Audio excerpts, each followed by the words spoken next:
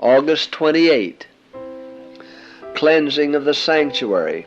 I saw in the night visions, and behold, one like the Son of Man came with the clouds of heaven, and came to the Ancient of Days, and they brought him near before him. Daniel 7:23.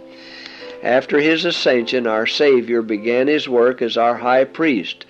Says Paul, Christ is not entered into the holy places made with hands, which are the figures of the true, but into heaven itself, now to appear in the presence of God for us.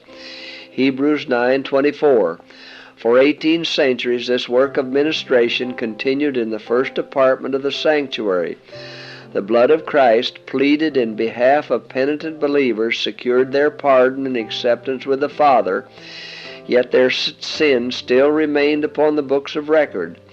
As in the typical service there was a work of atonement at the close of the year, so before Christ's work for the redemption of men is completed, there is a work of atonement for the removal of sin from the sanctuary. This is the service which began when the 2300 days ended. At that time our high priest entered the most holy to perform the last division of his solemn work to cleanse the sanctuary.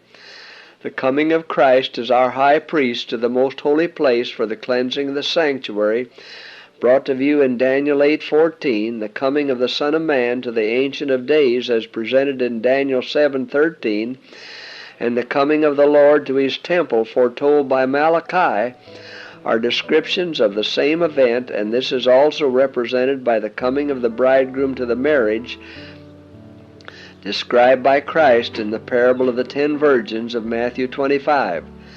The cleansing of the sanctuary involves a work of investigation, a work of judgment.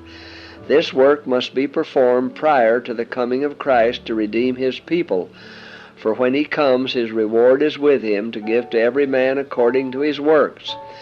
In the day of final reckoning, position, rank, or wealth will not alter by a hair's breadth the case of anyone. By the all-seeing God, men will be judged by what they are in purity, in nobility, in love for Christ.